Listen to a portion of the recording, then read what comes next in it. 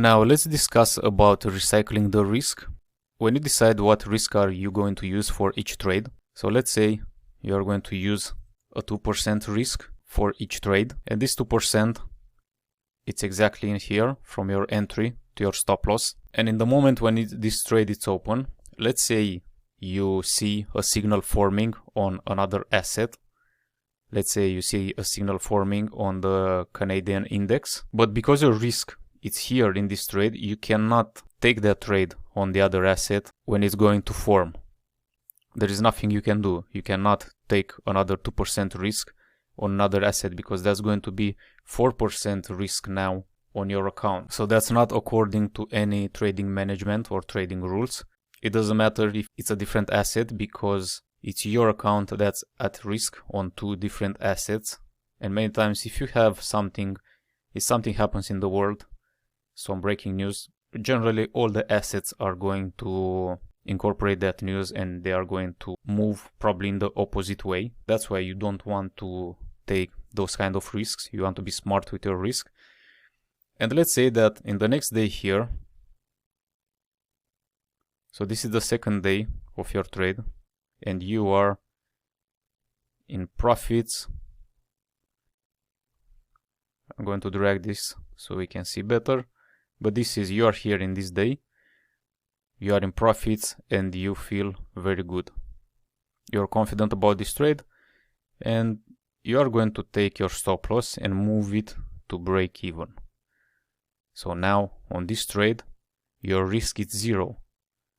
You're a little in profit and you're going to continue to move your stop loss. Let's say this is the rule you adopted to move your stop loss along the moving average, or just keep it at break even all the time until the exit indicator tells you to go out of the trade. But in this moment, you can take that 2% risk and put it on another trade, even if this trade is open, because it's protected by the stop loss. So now you can go on another asset. Let's say it's the Canadian 60 index. And if you have a signal on that other asset, now you can just open a trade there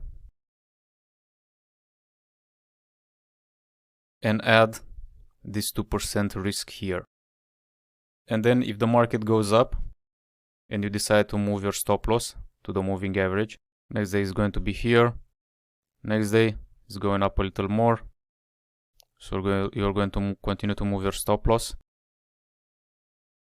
And now in this day, you see your stop loss, it's kind of halfway where you put it before, so it's like, so it's 1% now.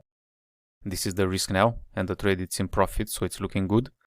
In this moment, if you have a signal on another asset, you can add a 1% trade on that asset. So you have 1% here and 1% there, but only if it happens, because sometimes it happens just in that time and you don't have the 2% available.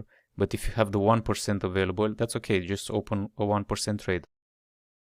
And then when you get to this day here, your stop loss will arrive at break even because you're moving along the moving average. So now you have 0 risk and you can recycle the 2% risk onto another asset if you have a signal, only if you have a signal. If you don't have any signal, that's no problem, you just wait with that with no risk on the markets. And this is the only way to open multiple trades, by recycling the risk. I do not recommend you to open multiple trades with the same 2% maximum risk that you decided for your account, because that's, if you open 3 trades, that's 6% on your account. Another thing that you can do is to just decide that you're going to use a 2 or 3, let's say you decide you're going to risk 3% maximum from your account on trades that look very good. But you are going to open trades only with half of that, so with 1.5% or with 2%, and you're going to keep a 1% always open or a 1.5% always open for other opportunities. But this depends a lot, so you can see that on the backtesting how many signals you have and how many times you cannot open a trade. and you'll miss a signal because you don't have risk available. If that happens a lot on that asset, you can open trades with half of your risk and keep that other half open. And you're probably thinking that you're going to gain profits slower, but that's okay because maybe you have a lot of opportunities, and on the long term is not going to be that bad. So it's maybe you're going to make, I don't know, a few percentages less profits than if you use an aggressive way. But it will also give you a lot of flexibility in your life. So it will also, maybe you can take holidays, maybe you can take free days. There are many things that can happen in one's life, but that really depends on you. So you can decide how you are going to recycle the risk.